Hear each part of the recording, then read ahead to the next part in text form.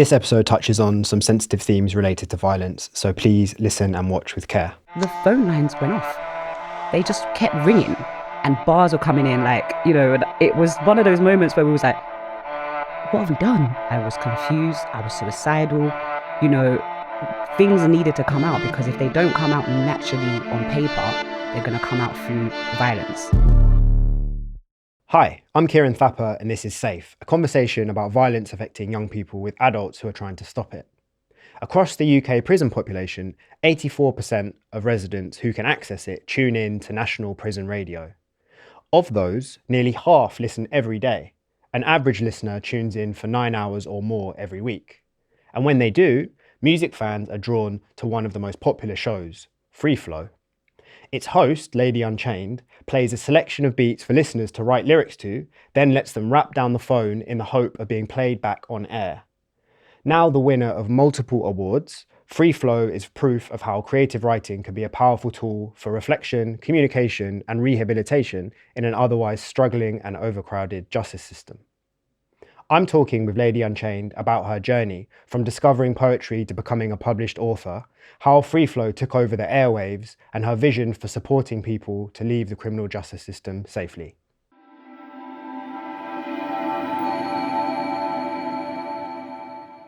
Lady Unchained, welcome to Safe. Hello. Thank you for having me. So glad to have you here. When you were a child, how did you keep safe? It's weird because I feel like when I was a child, I didn't feel like I needed to be safe. I've always felt safe. Does that make sense? It's like only when I look back now, I think, was I safe in those situations? But I grew up with an older sister, an older brother, two little sisters, and a mum a single parent household. And my mum played both roles. She was mum, she was dad. She was strict when she needed to be and emotional when she needed to be. And she kind of raised us to be protective of each other. I was going to say because obviously when you think about gangs, it's a family of people, right? And they all look out for each other. But my family, we looked out for each other. So there weren't no issues. If you want to trouble my sister, one of the other sisters will come and be like, what are you doing? Do you know what I mean? So it was like, we never ever had a moment where I felt like I didn't feel safe because I was in a community of safety. I just want to talk about how we met. So we were both delivering the New Chapters program for the National Literacy Trust. Yep. And we did that in Oak Hill Secure Training Centre in Milton Keynes, where children as young as 12 are imprisoned, which is insane. Yeah, pretty uniquely intense as a place. Yeah. And then also we delivered it at Feltham Young Offenders Institute in West London. And I remember walking into these workshops, which are creative writing workshops. We were both facilitating them, but we were facilitating them separately. Yeah. And I sat down and the young men walk into the room, sit down, and they're like, where's Lady Unchained? Who's this guy? so funny. And I'm like, wow. And the thing is, it happened more than once. That's so funny. It happened more than once. So it speaks to how well your name is known in youth prisons and across the prison population because of your show, Free Flow, on National Prison Radio and the reach that it has, aside from all the other amazing things that you've done, which we're going to get into. Thank you. So that's how we met a few years ago. We're going to get onto Free Flow in a minute. But first, I just wanted to rewind the clock to where your journey in prison started, because it obviously didn't start as a facilitator. No. My understanding is that 2008, so you just turned 20, your life changed. So just talk me through what happened. Yeah, just turned 20. My life completely changed. I grew up in a very church. I grew up in church. So I was always a choir going person and singing the choir, teaching Sunday school. I should have known really that I was going to be some kind of writer, to be fair, because I would teach Sunday school to the young people because I was so young in choir that I was bored. Do you know what I mean? It's like, we're in church, you're talking about stuff I don't really want to know. And if I'm bored at 11, then the kids that's 8 are bored. And I'll take them away and I would write Sunday school songs and they would perform it. And so I had this mad promise to God, which I don't even know how this promise came along, but I promised God that I would never go to a club and then I would never go to church and then go to a club on the same day. Now, on this particular day, I went to church. I don't remember what the pastor was talking about. All I was thinking about is what I was going to wear, how my hair was going to be done. And went to a nightclub with my older sister and my family friend. And my older sister got attacked by three women. And it's very like weird because people are like, what did you do to go to jail? Like, but if your family member's attacked, and like I said earlier, like we was taught to look after each other, to make sure each sister is safe and, you know, like feel like if they need something, we're there for them. So for me to watch my older sister get attacked by three women who I had only known as her friends, it didn't make sense to me. So I stepped in, and it's one of those moments where it's a fight or flight moment. You know, a lot of things that were probably going through my head as well at the time is like, now even when I look back, I'm like, if my sister had died, how would I have been, how would I have gone on with life to know that I was there when my sister's life was taken? Right. So I did defend my sister, and I never ran. A lot of people were like, run, the police is coming. Like, and I'm like, no, guilty people run away. I defended my sister because for me, self-defense should be a defense. And I kind of had faith in the criminal justice system. It's like, like they're there for a reason, right? And yeah, unfortunately, I got arrested and was sent to prison for 2.5 years, first offense. I served 11 months in prison and then 5 months on tag. And that's where my journey of prison started, just ending up in Holloway at 21 years old, and realizing that prison isn't how they said it was. It's not easy. It's not a walk in a park. And that experience that you had at Holloway is now, fast forward to now, it's kind of been documented, and the journey since then in a film called Holloway, Yeah. which is about 6 women returning to their prison cells, right? And, Yeah. and kind of going over their journey. So people need to check that out Yes, when they can. 100%. For people that have never been in a prison, what would you say to describe it to them? It's so weird people ask me this, right? Because, like, I feel like for me, prison smells, there's a weird smell in prison. I can't put my finger on it. I can't say it smells like BO or this. It smells like something, but you just can't put your. For me personally, I feel like because of what I know of prison, it's like a sense of darkness and death. Because not everybody makes it out of prison, especially talking about Holloway. Like Holloway got closed down, and the last person to die there was Sarah Reed, in 2016. And she shouldn't have been in Holloway. She should have been in a mental hospital, but there was no space. And they decided to put in a prison. And a prison and a mental hospital is very different. In prison, you're an inmate. In a mental hospital, you're a patient. So there's very different classes of how you're looked after. So for me, it's the fact that, like, I feel like people need to know what prison is, because when they see films and whatever, they make it seem like it's this boot camp, a little holiday camp, and people playing PlayStation and whatever. But it's a dark place, and the smell, the conditions, the keys, the metal doors. If you've never been to prison, for me, it was a big shock to the system. But also the bigger shock was how quick I started to adapt to my environment. But that's what we do as humans. We adapt to what we're in, what conditions we're in. And for me, the going to prison and hearing women scream constantly and not understanding why these women are screaming, but then being told that it's normal. If I'm in my house and I hear a woman screaming, I'm going to call somebody. If I know her, I'll knock on the door and ask if she's okay. But I feel like we're in prison, it's like, oh, it's just a mad woman. But what's scary about that is when I decided to be the person going, oh yeah, don't worry about it, it's just a mad woman. So I've become it's normalized that woman screams. But these are women who are going through trauma, who are reliving abuse, just being in a cell, reliving abuse and screaming for that reason, thinking that there's a man standing outside their door that's going to get in. There's no man there. But in that moment, trauma, that's how it affects those particular women. So people need to understand that, yeah, prisons exist, but it's not a holiday camp. It's not a luxury hotel. One of the ways that you presumably adapted and coped was picking up a pen and discovering poetry.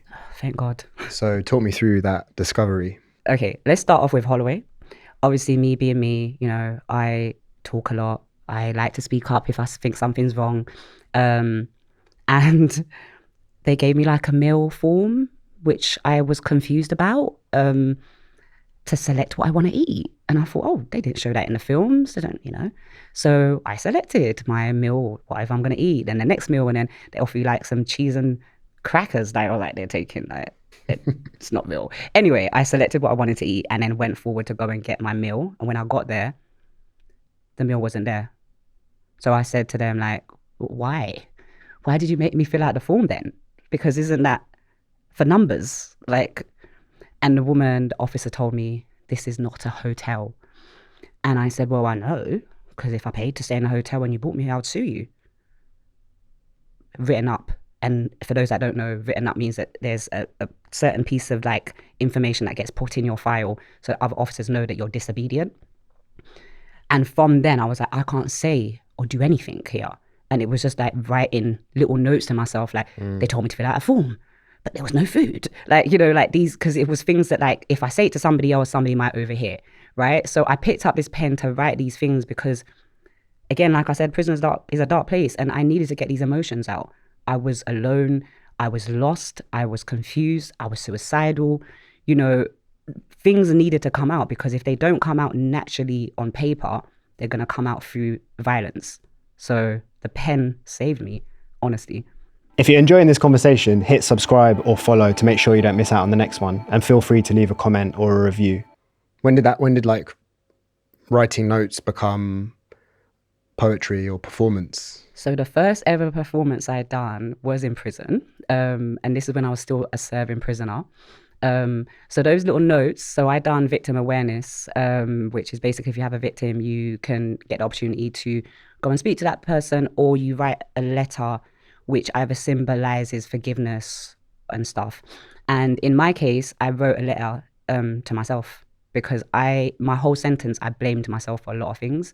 I saw my life as like a good life before jail, and I blamed myself for going to jail. Like I messed up my own life, So the letter in itself was a letter to myself to kind of forgive myself for what I had done. Because if you don't forgive yourself, you can never move on.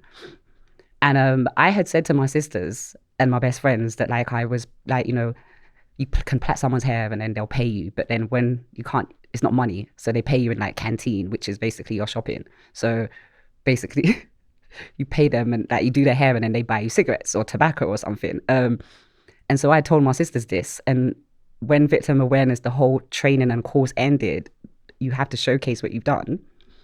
And so I went in my notebook. I was like, I got to write something. I got to put something together. And I just went through it and put things together. And it's actually a poem in my book. I think Good Girl Gone Bad or something like that. And I performed that in the chapel in HMP Downview, Large Up Downview. And my sisters, when I sat down, they sat down and they were like, who did you pay? Who did you pay to write that for you? I was like, no, I wrote it myself. They're like, no, you didn't. No, you did not. And so even then, it didn't hit me that I was writing poetry. It was just like, okay, they like it. Hopefully this helps me, get that out of here. Like, do you know what I mean? Looking at it at that point like that. But it's when I got out, started like volunteering, working with young people, going into like poetry workshops, and the facilitator's like, oh, you write poetry? And I'm like, no, it's just notes. So I think for me, it took me a long time. And I don't know if it's because also when you come out of jail, there's this like kind of like loss of identity. And so to call myself a poet because I went to jail was like, how dare I then call myself a poet when all I did was go to jail? People go to they study this, and I've just gone to educate the school of crime and come back going, I'm a poet, So it taught me going to performances and actually seeing people react to my poetry that had no connection to me. Because your friends, like they'll gas you like, yeah, it's cold, although my friends will probably not do that. They'll just be like, no, that's rubbish. But going to there's nothing quite like performing to a room of people or having your work received by people you don't know that don't know you. It's like a unique feeling, isn't it? For them to come to me and say, when are you coming back and stuff? I'm like, coming back? I could just about make it hit, So having that moment is the moment where I thought, maybe I am a poet. Maybe I can continue writing, because at this point I didn't know if I was still writing poetry, so I just didn't know. But yeah, picked up a pen in jail and started writing poetry, of all things. And since then, You've built a career with many hats. You've kind of just pointed to a few of them. But so you're the author of a book called Behind Bars, On Punishment, Prison and Release. For 5 years, you hosted a poetry, music and storytelling event called Unchained Nights. And now you travel across the country delivering creative writing workshops in prisons and women's centres, like the one that we met on. And you provide mentoring to artists with lived experience of the criminal justice system through your CIC, Becoming Unchained. Yeah. But as I mentioned earlier, you're also the host of Free Flow, which is what I want to get into, which is on National Prison Radio. It's won multiple awards now, and it's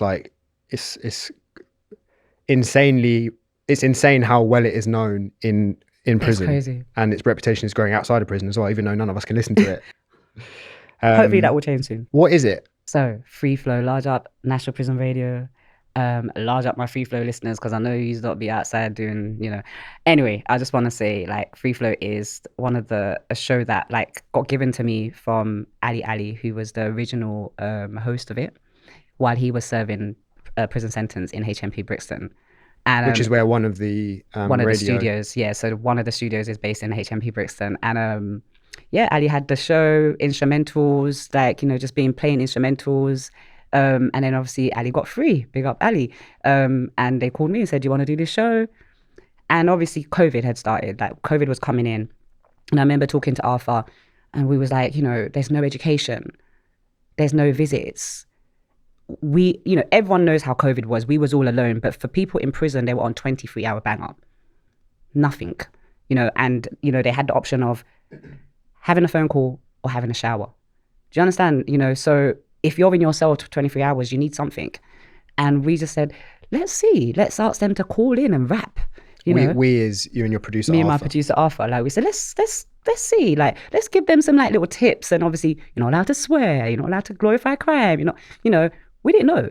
And the phone lines went off. They just kept ringing and bars were coming in, like, and it was one of those moments where we was like, what have we done? Like, this is cold, like, but also it's exciting. And it came in a time when prisoners needed it. And now basically it's an instrumental show. We play the beat twice so they can get their bars right. So the beat plays twice as they're writing so they can request it. You play the beat twice, people across all the prison population can tune in, write their lyrics. It's madness. It's absolutely madness, because as long as the prison radio station's working, because sometimes as prisons are technical stuff, things go down. But as long as it's on, you can listen to it. And most prisons, thank God for, I won't say thank God. Do I say thank God for COVID? They've got laptops. Guys, they don't have internet, by the way, just so people don't think, well, now they've got laptops, another luxury. No, they don't have internet. It's to help them book visits, because obviously with COVID, there was no officers. It helps them, like, put in applications for healthcare. It helps them listen to stuff like National Prison Radio, so there's a hub. And the interesting thing that happened, we got a caller that called in and was like, let's say on the 20th of March, you played a track at 16 minutes, 17 seconds. Could you tell us the name of that track? Because I didn't get the name of the track. I'm like, Arthur, how do they know? 16 minutes. It's the laptop, so they can go back and listen to all the old whole things. Archive.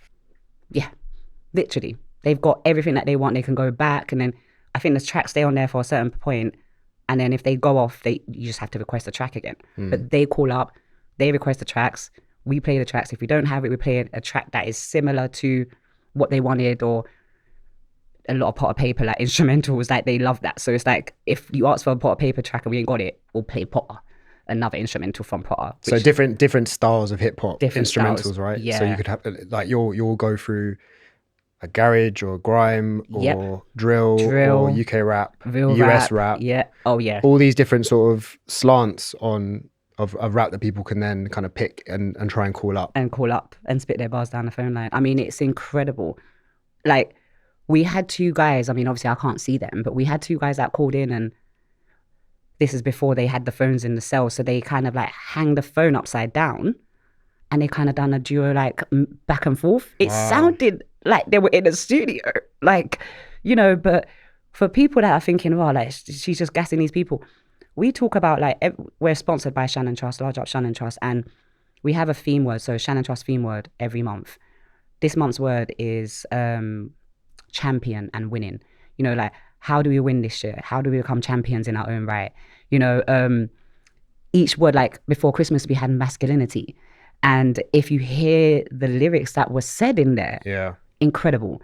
Do you get it? And for me, it's the fact that, like, I wish more people can hear some of this stuff that I get to hear, you know, because sometimes people are like, oh, you're just going to forever work in jails. But if nothing's changed, if I can't create opportunities for these people, they're just going to end up going back because they found a skill.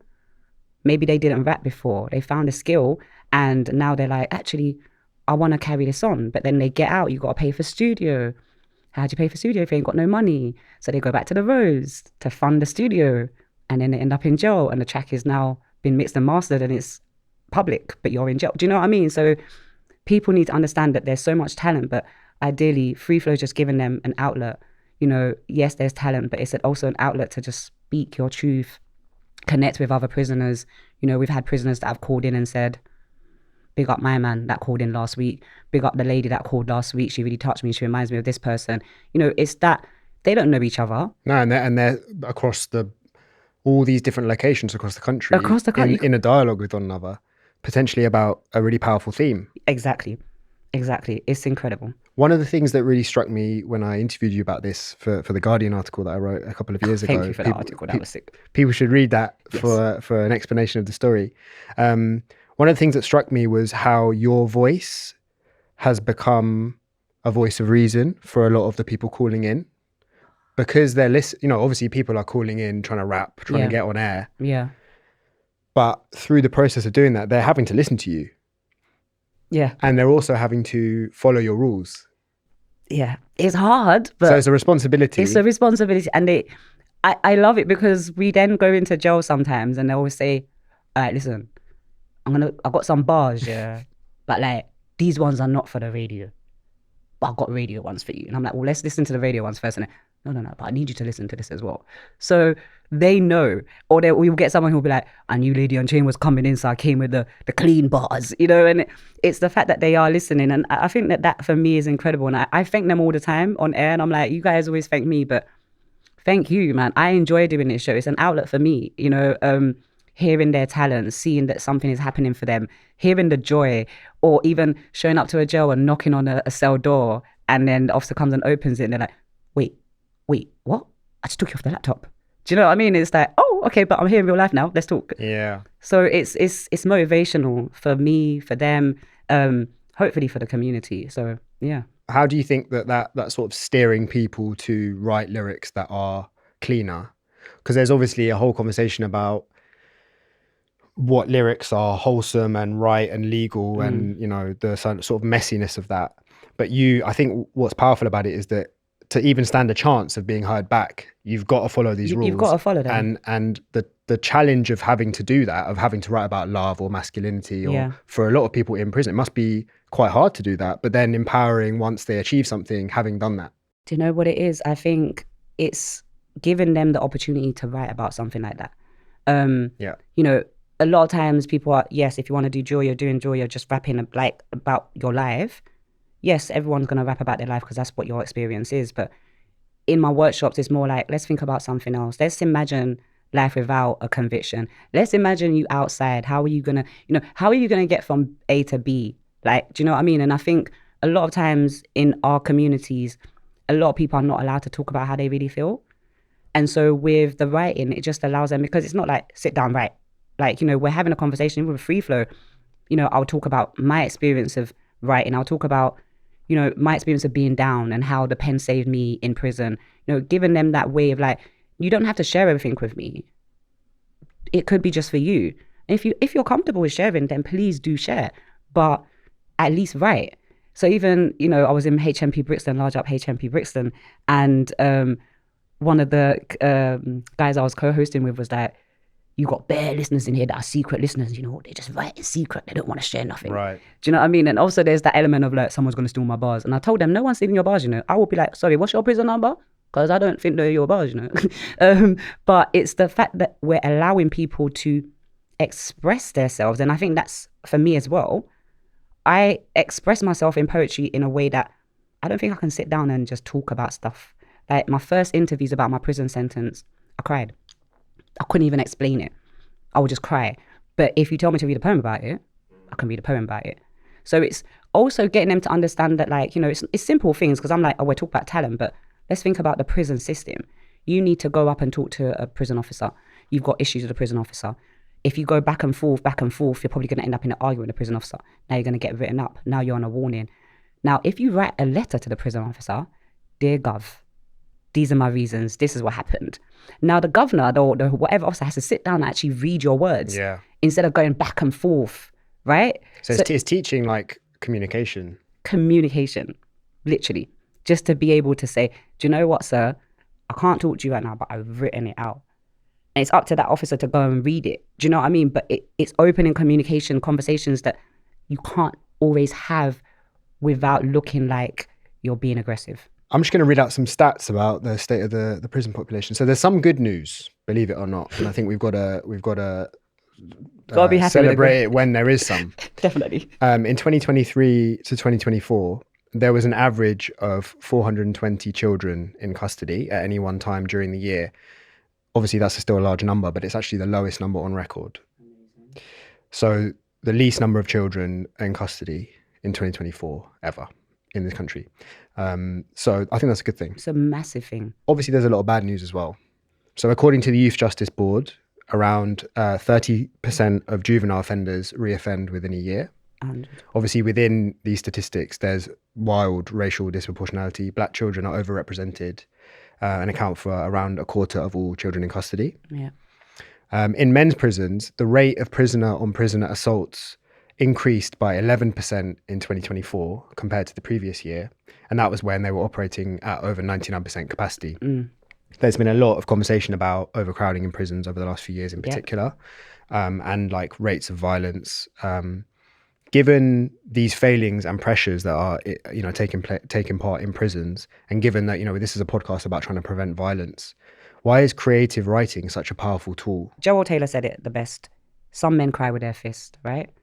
So you got a group of men who they want to cry, they want to let some pain out, but they don't want to show emotions. They don't want to show their feelings because it goes into that that masculinity, like, you know, like I'm not masculine if I cry.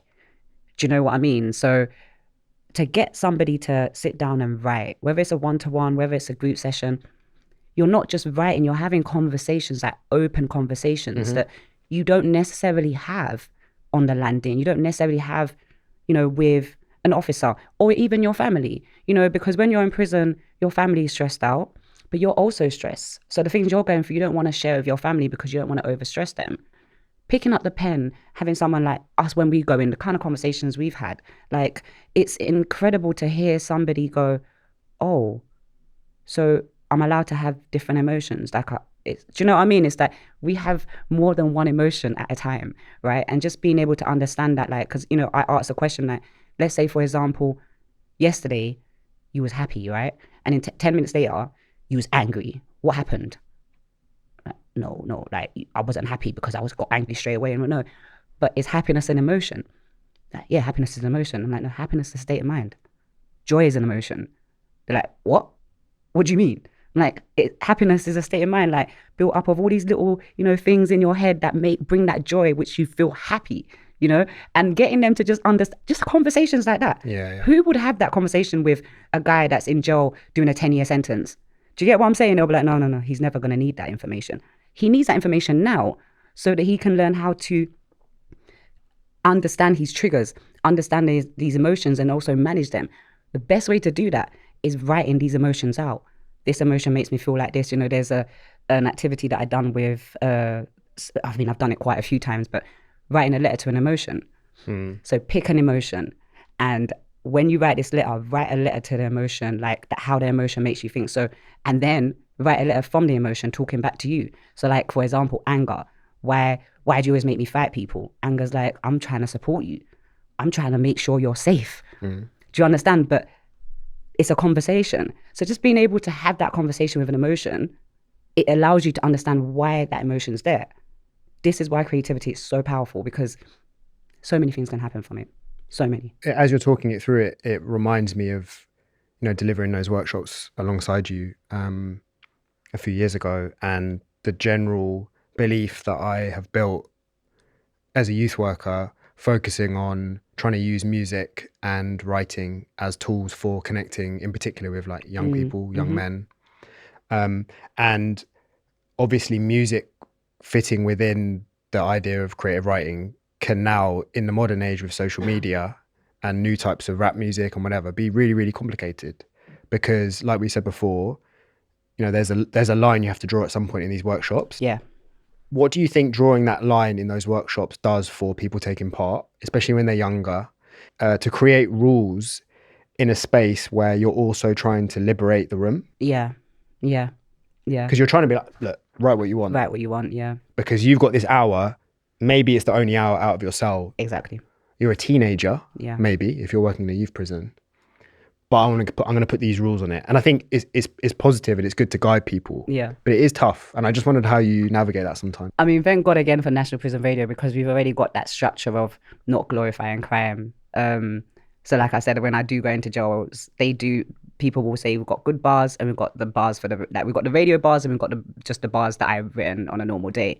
And you know what's funny? Like, I have had these conversations where people are like, yeah, but you're trying to censor us and da-da-da-da-da. And I'm like, no, I'm trying to keep you out of jail, bro.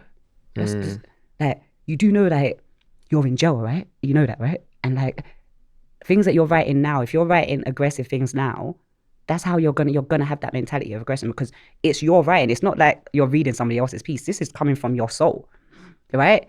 So all the things that we write, and this is what I say to them, all the things that we write are a map to the future. Do you understand? They're the map of how you're gonna get here. This is why I ask them, when you get out of jail, how are you gonna get home? And they're like, get on the train. I'm like, no. Like, how are you going to get home? Like, I want to know how you're going to get home. Like, I don't understand. I'm like, okay, forget about the train, right?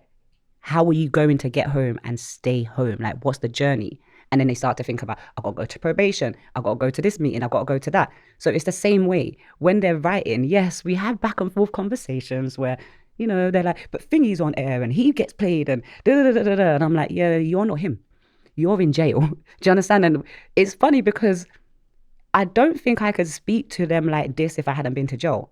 Right. If I hadn't been to jail, I think they would be like, yeah, but like, what do you really know? Like, what do you really know? And it's the fact that, like, they get me. I've been to jail, but also I've made what I've made from being positive. All my lyrics are positive. There's some dark stuff in there. Don't get it twisted.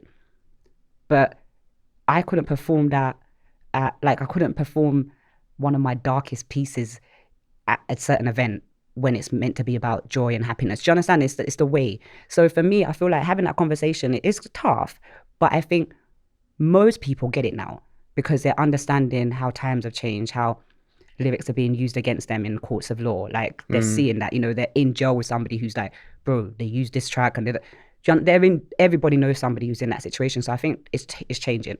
I remember in both of in Oak Hill and in Feltham, there were, young men in the workshops who were getting annoyed at me saying, oh, these are the kind of, this is the task at hand. This is what you need to write. Yeah. We're not going to allow you to be able to record this kind of thing. Yeah. And then being annoyed about it. I'm like, was there music involved as evidence in your thing? And he replied saying yes. And I'm like, so why? So surely you can see, and then just even getting that like light bulb of like, oh yeah, maybe I shouldn't do that again. And then the 5 or 6 other people in the room seeing that, and then someone else being like, oh yeah, there was music in my case as well. Exactly. So then it's like, oh well, so you're here partially because there is evidence being used against you of you writing these bars about what you've done, or even maybe what you haven't done, but you've claimed you've done. Yeah. And we're now going to change that with these workshops, and I think it's being able to challenge and that. And they get it. Once you have that conversation, it's literally like a light bulb moment. They get it because you're giving them facts. And it's like, it's weird because they'll be in these sessions and it's like, imagine you've asked him that question and it's like, hold on, actually, yeah, I am here because of, do you know what I mean? Like, It's like, maybe I shouldn't write that. I've been in like youth offending service where I've worked with like boys who haven't been to jail yet. And I said to them, I'm your last chance. That's why you're meeting me, and they wrote these bars out and I said, you've got 10 more minutes. There was only 3 of them. You've got 10 more minutes. Just, look through what you've written. And I said, but if you've written anything, remember why you're here. if you've written anything and you've got pending charges, you're waiting to go to court, if anything you've written has anything to do with that, just know it can be used against you. And they all stopped writing and went, what? And I explained it again. And they said, we're going to need a little bit longer. They just started scribbling things out. Because in that moment, they were going to come with the like bad man attitude. But I reminded them, obviously, I'm not going to share it. Do you understand? But it's the fact that you're here for that reason. Yeah, and it's a valuable life lesson, I think, for all of us, that sometimes you got to be careful what you say. Everyone has to do that. Everyone. And it's not just, everyone has to do that. Them. It's part of 100%. Like navigating society, you know? I literally said, I met one of the boys in Brixton said that to me yesterday. He was like, you know, like, obviously when I talk, I don't talk like this all the time, but when I'm in NPR, I have to be professional, you know? And it's like... Yeah, exactly. Yeah, it's crazy. It's insane.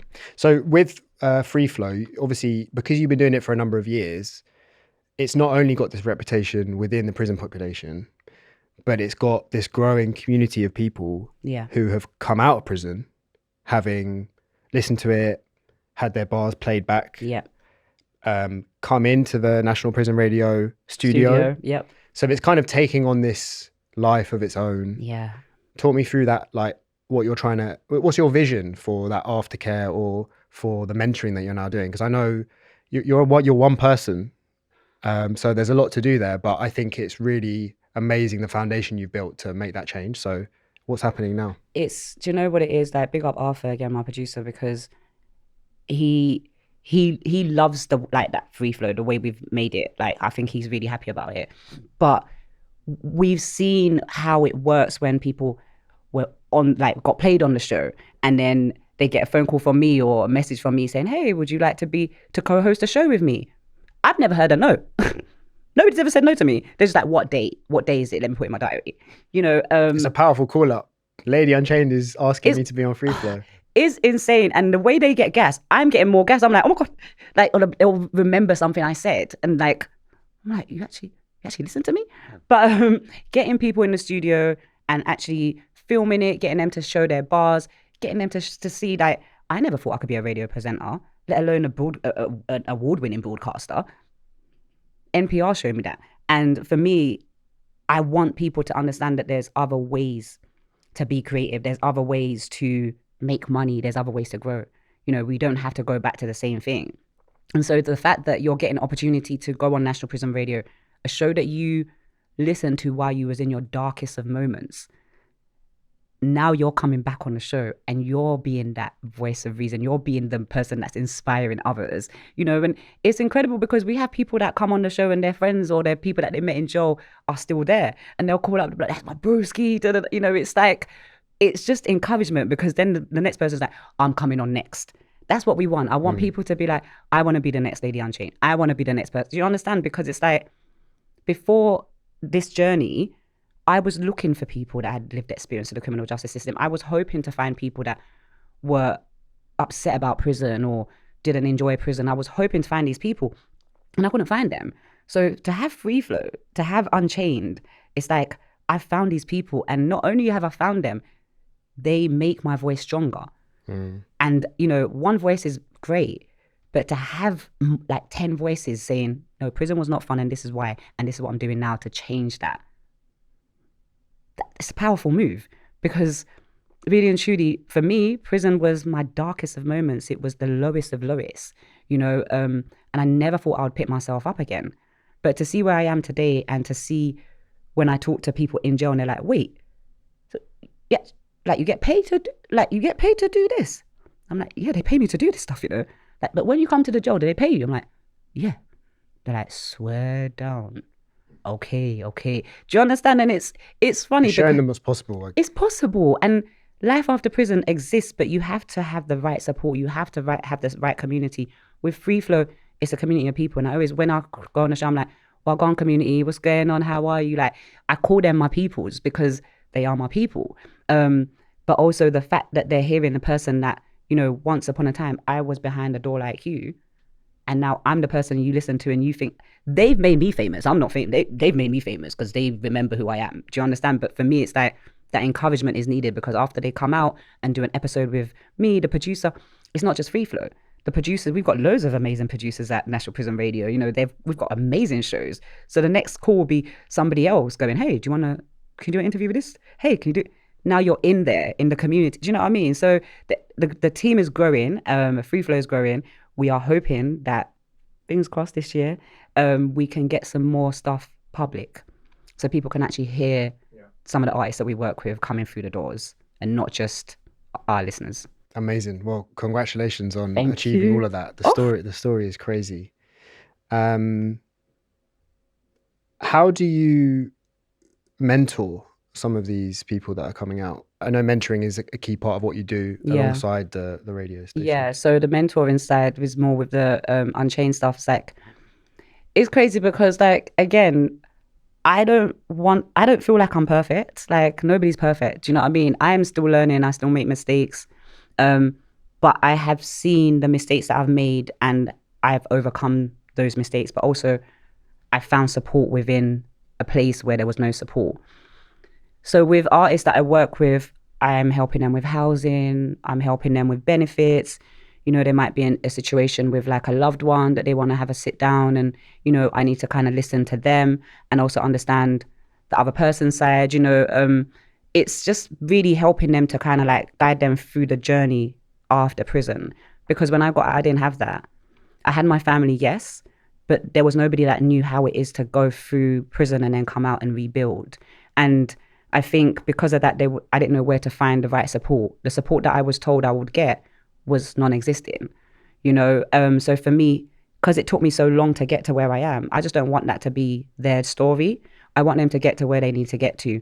And the only way I can do that is by guiding them, getting them onto like criminal justice bookings where they're going and speaking at conferences, performing at conferences, you know, getting paid to do that, you know, but also just being a voice of reason, like a person that they can call.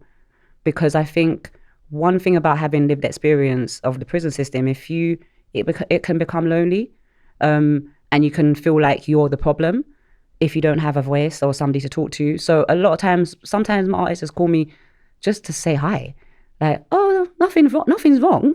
I just want to say hello. How are you? Do you know what I mean? And it's like a family, you know, a family of people who have been through this, but also are overcoming it through their love for each other and they're so supportive of each other. These guys don't have to support each other. They don't know each other. But for them, as soon as they meet a new person, it's like, oh, you're Unchained, yeah? All right, cool, say nothing, bro. Welcome to the family. And it's like, we're a family of people that just want to do positive things. So mentoring my artists is more than just go and do this and sit down with me and do a one-to-one. It's literally caring for them and making sure that if they call me, and this is where funding is very important, because, for example, if my artist needs to get to a meeting, you know, and he can't get to that meeting, I can send him some money. If I've got that money with funding, I can say, okay, here, send me a receipt. You know, it's just those small things that if they don't have them, the roads will give it to them. Yeah. And I'm not allowing my people to go back to jail. I can't have that, because I know how talented they are, first off.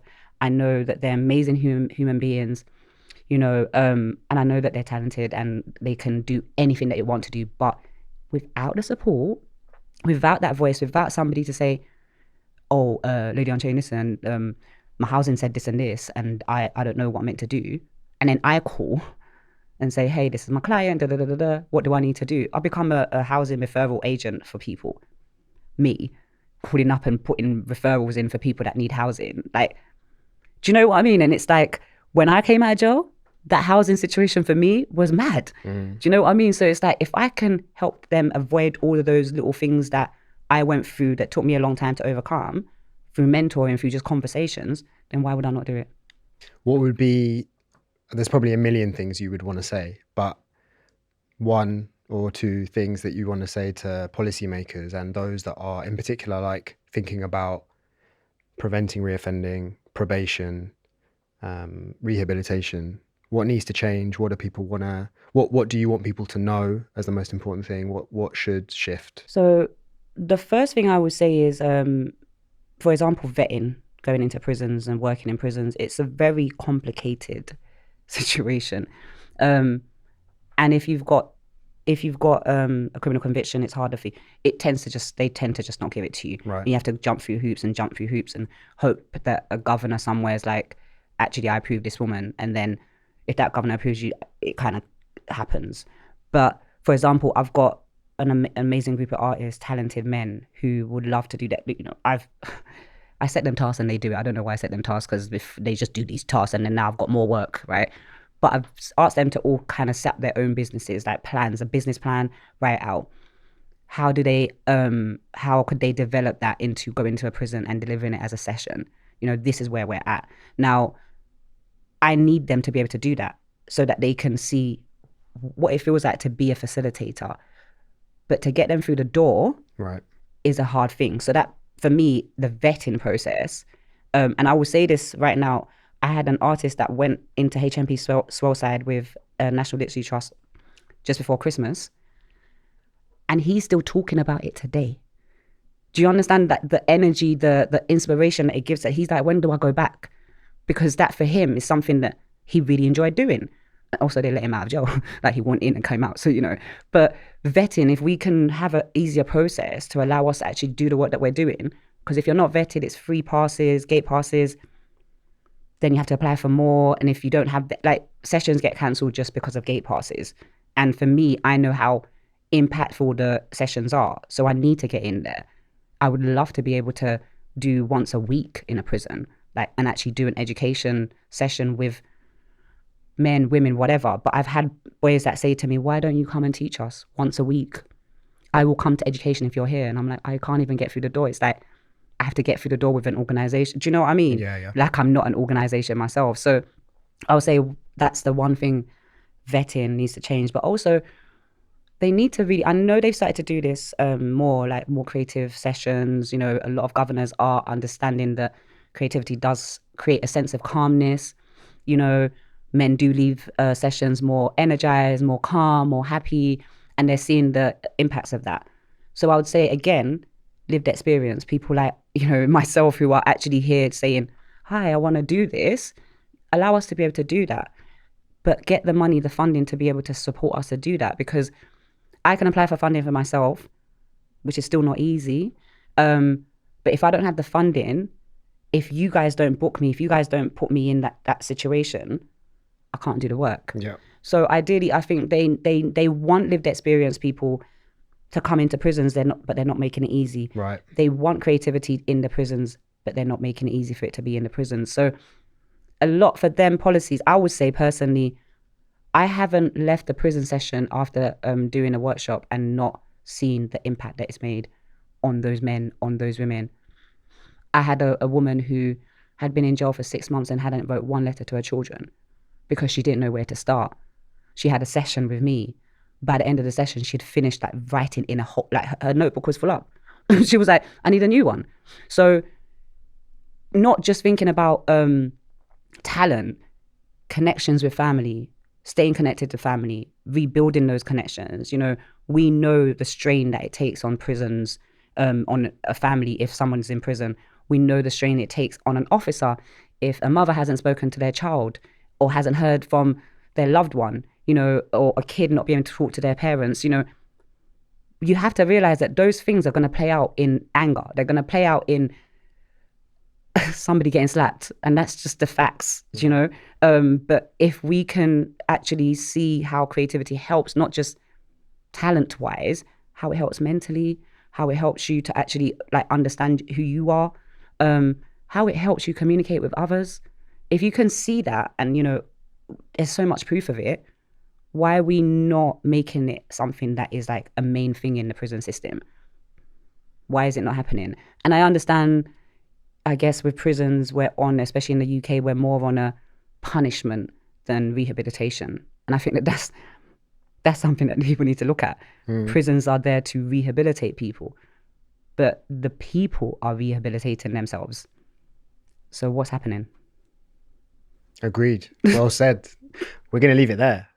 Lady Unchained, thank you so much for joining me. It's been a pleasure. If you'd like to find out more about how to keep young people safe from violence, hit the link in the description.